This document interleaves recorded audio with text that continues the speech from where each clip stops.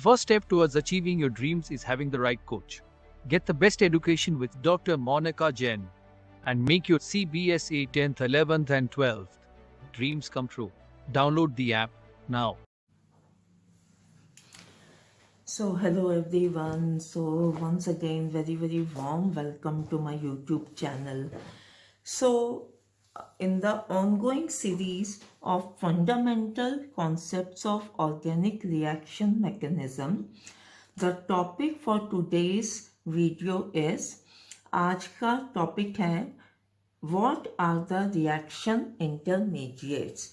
Reaction intermediates जो मैंने पहले इसी सीरीज के फर्स्ट वीडियो में डिस्कस किया था, तो in detail I will be discussing here in this video. तो रिएक्शन इंटरमीडिएट क्या होते हैं? So we know very well कि जो ज़्यादातर जो हमारे ऑर्गेनिक रिएक्शंस हैं उसमें उन रिएक्शंस में there is a formation of reaction intermediates in between. So most organic reactions occur through the involvement of certain chemical species which is called the reaction intermediate. जैसे like suppose A plus B reactants हैं जो react करके product C+D का formation करते हैं. तो directly ये reactants products को फॉर्म नहीं करते हैं. इन बिटवीन इसके बीच में जो है सर्टेन केमिकल स्पीसीज का फॉर्मेशन होता है जिसको हम रिएक्शन इंटरमीडिएट्स कहते हैं. तो जनरली जो ये रिएक्शन इंटरमीडिएट होते हैं they are very short lived. इनका लाइफ स्पैन बहुत छोटा होता है. We can say like 10 raised to minus 6 seconds to few seconds.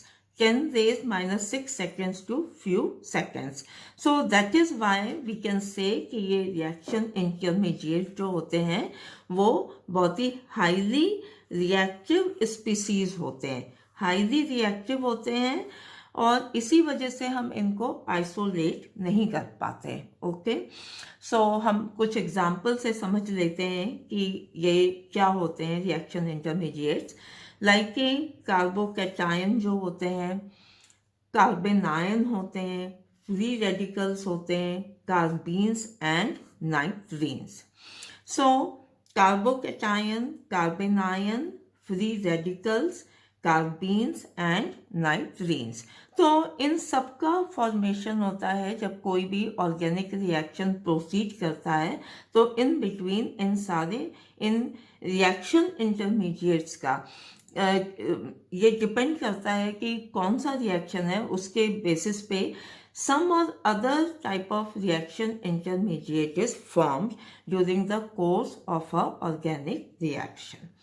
So then ये जो हमारे इंटरमीडिएट्स बनते हैं तो ये कैसे बनते हैं? Like in my earlier video I have discussed about the homolytic fission and the heterolytic fission of a covalent bond.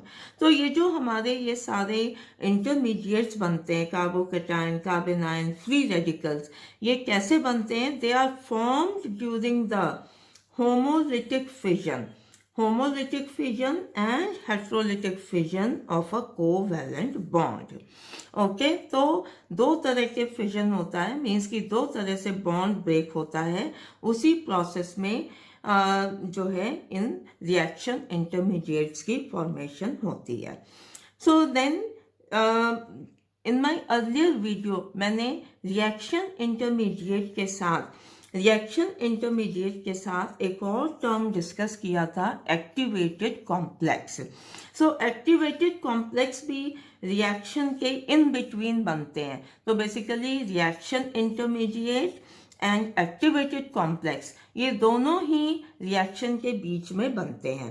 तो बट इन दोनों में डिफरेंस क्या है कि देयर आई एक्सप्लेन कि एक्टिवेटेड कॉम्प्लेक्स की एनर्जी जो होती है that is much more higher than the reaction intermediate. और एक तरह से और ये एक दूसरे से डिफर करते हैं कि रिएक्शन इंटरमीडिएट में जो रिएक्शन इंटरमीडिएट्स हैं उसमें all bonds are formed completely. जैसे रिएक्शन इंटरमीडिएट के जो एग्जांपल अभी यहाँ हमने बताया था, carbocation, this is the carbocation CH3+, so this is carbocation. And then carbanion में जो है लाइक आपका this is a carbon ion, this is a carbon ion, and this is a free radical. तो basically इन तीनों में जो हम देख सकते हैं जो रिएक्शन के इंटरमीडिएट्स हैं, हेयर, हेयर एंड हेयर, इन तीनों में जो है all the bonds are completely formed. इसमें सारे बॉन्ड्स कंप्लीटली फॉर्म्ड होते हैं, जबकि एक्टिवेटेड कॉम्प्लेक्स में all bonds are not formed completely. इसमें एक्टिवेटेड कॉम्प्लेक्स में some bonds are partially formed and some bonds are partially broken. मतलब एक्टिवेटेड कॉम्प्लेक्स ऐसी केमिकल स्पीसीज हैं जिसमें कुछ बॉन्ड्स तो पार्शियली फॉर्म्ड होते हैं और कुछ बॉन्ड्स जो हैं पार्शियली ब्रोकन होते हैं। So in this way both of them differ with each other. Okay, so hope ये जनरल अंडरस्टैंडिंग हो गई होगी about the reaction intermediate and about the difference between the activated complex and the reaction intermediate.